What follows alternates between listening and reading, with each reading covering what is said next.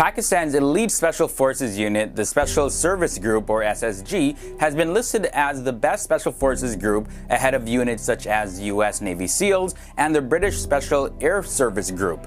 The list by Business Insider Australia ranked them as the best of 9 of the top elite forces from around the world. There may be no real bearing to that ranking, however, the SSG still has a lot of things going on that makes them a powerful force to contend with. Hey guys, welcome back to another episode of FTD Facts. I'm Leroy Kenton, and I've been seeing quite a bit of comments asking for us to do a video on the SSG, so here it is. Now, a question I'm throwing out there to you guys before I get into this video is, if you were in the military, what would you be? A fighter pilot, a foot soldier, a medic? Let me know down below in the comment section. So starting off with the facts, the SSG or Special Service Group is the main special operations task force of the Pakistan Army.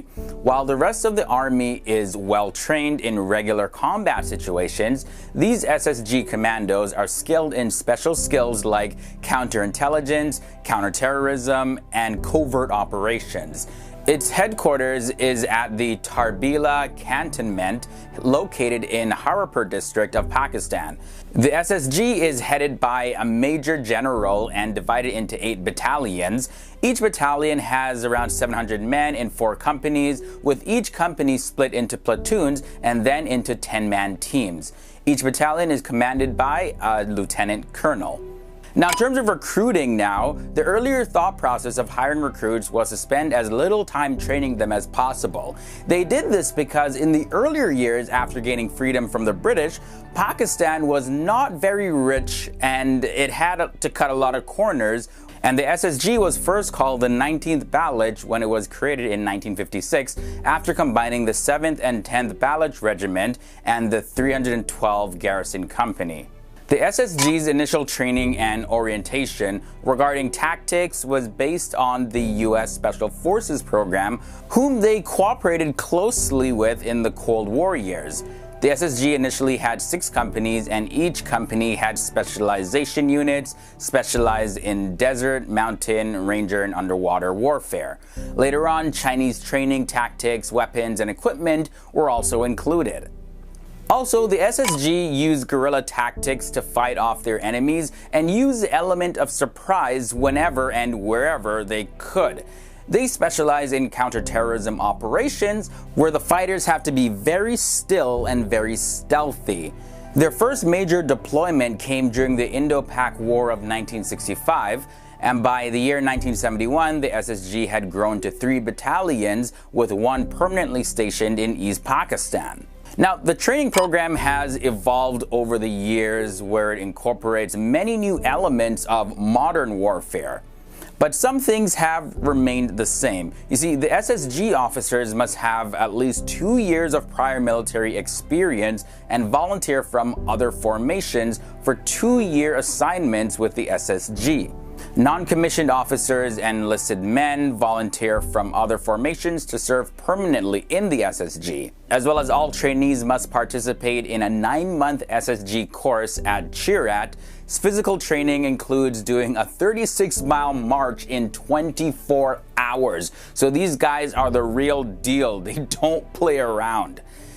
Training with the same people and the same instructors can get pretty tedious and also put you in the danger of being obsolete, since the rest of the world is moving in new ways of training. So it's super important that soldiers interact with other countries and their ways of training.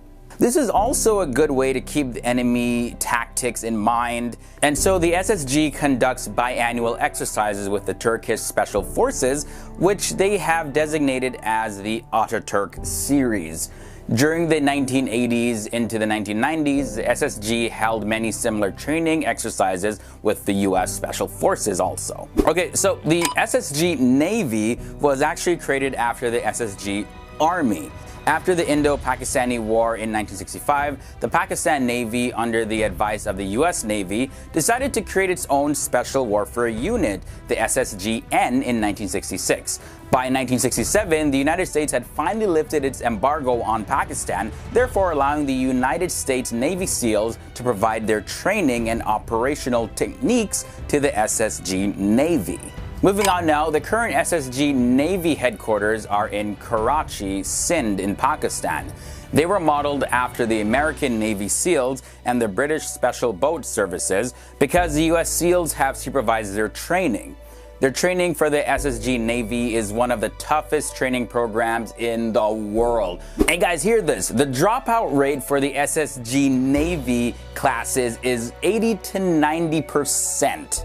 So there you have it, guys. That was some insight on the SSG. Hope you guys really learned something. They're a pretty fascinating group. Hope you guys learned something new, and by no means is this all the facts that there is to know about them. We also did a video on the ISI in Pakistan, so you can check that video down as well. We've also done the military power of Pakistan. We've done a lot of videos about Pakistan. I'll have the link to some of them down below, so check them out, guys. If you enjoy these videos, give them a thumbs up, and don't forget, guys, you can also follow me on Instagram to keep up to date with everything that we do when we're not making videos on YouTube. And don't forget to leave your requests for any future videos down below in the comment section.